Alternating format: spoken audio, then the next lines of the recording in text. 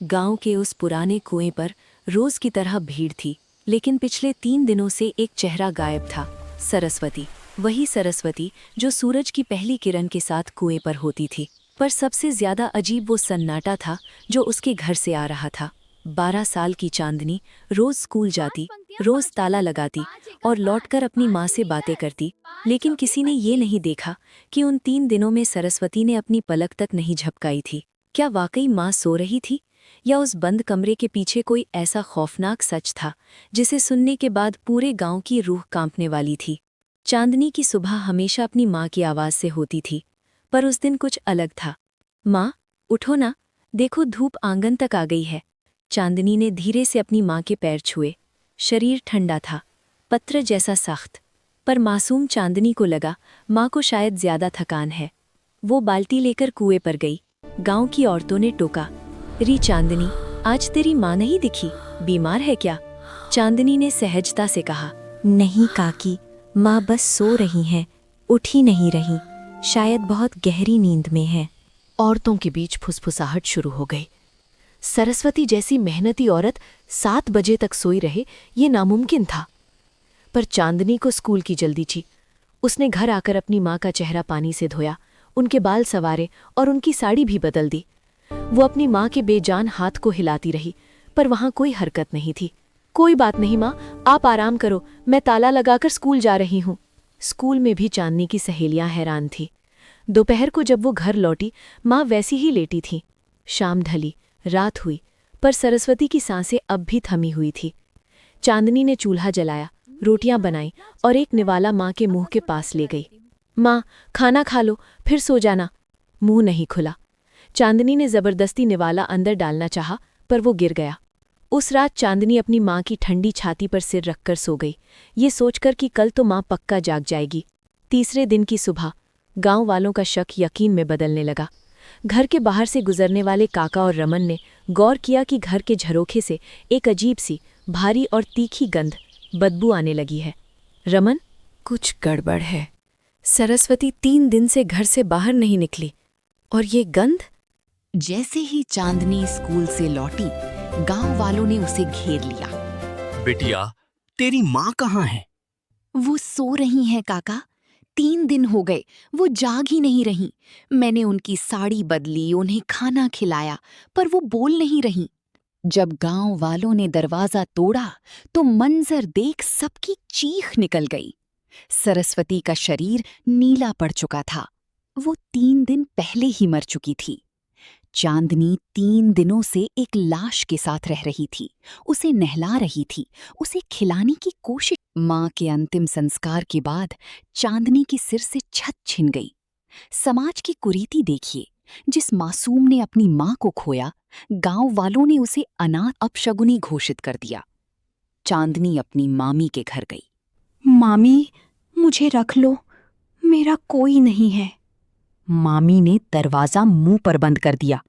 अरे हट, तेरी माँ पीछे कोई जमीन जायदाद तो छोड़कर गई नहीं? तुझे पालकर मैं क्या पाऊंगी, अनाथ कहीं की। वो अपने सगे चाचा के पास गई।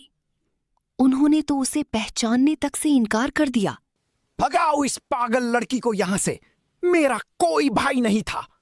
हार कर वो मंदिर की सीढ़ियों पर बैठी तो पुजारी ने चिल्लाकर कहा, ओए लड़की, तू अनाथ है, मंदिर अपवित्र कर देगी, यहाँ से दफा हो जा।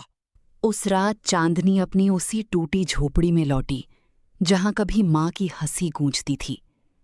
उसने भगवान से बस एक दुआ मांगी, हे भगवान, जैसे माँ सोई और कभी नहीं उठी, वैसे ही मुझे भी सुला दे।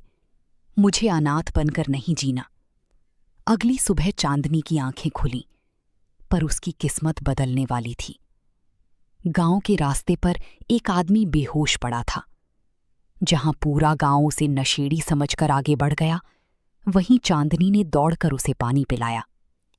वो आदमी कोई साधारण व्यक्ति नहीं, बल्कि शहर का मशहूर वकील था। तुमने मेरी जान बचाई है छोटी बहन, तुम्हारा नाम क्या है? जब विक्रम ने चांदनी की आप बीती सुनी तो उसकी मुट्ठियां भिंच गईं।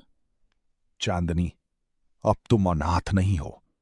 आज से तुम्हारा ये बड़ा भाई तुम्हारे साथ है। अगले ही दिन जब विक्रम चांदनी को स्कूल लेकर गया तो प्रिंसिपल और सरपंच ने रास्ता रोका। ये अनाथ लड़की यहां नहीं पढ़ सकती। ये गांव की परंपरा के खिलाफ है। विक्रम मुस्कुराया, पर उसकी आंखों में आग थी। सरपंच साहब, परंपरा या जुर्म? आपने इस बच्ची के साथ जो किया है वो मानवाधिकारों का उल्लंघन है।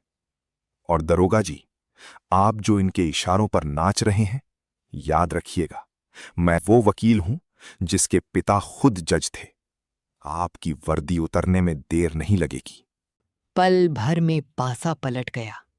दरोगा ने सरपंच को गिरफ्तार किया।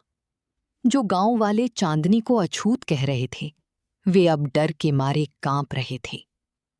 सालों बीत गए। विक्रम ने चांदनी को अपनी सगी बहन की तरह पाला। चांदनी ने दिन रात एक कर दिया और एक दिन वो खुद उसी कोर्ट की सीढ़ियों पर खड़ी थी जहां उसके भाई ने उसे इंसाफ दिलाया था। वो अब एडवोकेट चांदनी थी। एक रात जब चांदनी अपने नए बंगले में विक्रम के साथ बैठी थी। भैया, उस दिन आप उस रास्ते पर कैसे आए थे? आपने मेरी ही मदद क्यों की? चांदनी, आज एक सच बताता हूं। जिस रात मैं उस रास्ते पर बेहोश पड़ा था, मुझे लगा था मैं मर जाऊंगा। पर उस बेहोशी में मुझे एक धुंधली सी परछाई दिखी, एक औरत जिसकी आंखों में ममता थी। उसने मुझसे कहा था, मेरे बच्चे को बचा लो, वो अकेली है। वो तुम्हारी मां थी चांदनी। उन्होंने ही मुझे तुम्हारे पास भेजा था। तभी कमरे में एक ठंडी हवा चली और चांदनी को अपनी माँ की खुशबू महसूस हुई। उसे लगा जैसे माँ कह रही हो, बेटी, अब मैं चैन से जा सकती हूँ। चांदनी ने ना सिर्फ अपने माँ बाप का सपना पूरा किया, बल्कि उस गांव में एक बड़ा अनाथालय और स्कूल खोला, ताकि भविष्य में कोई और चांदनी अपनों के बीच अनाथ ना महसूस करे।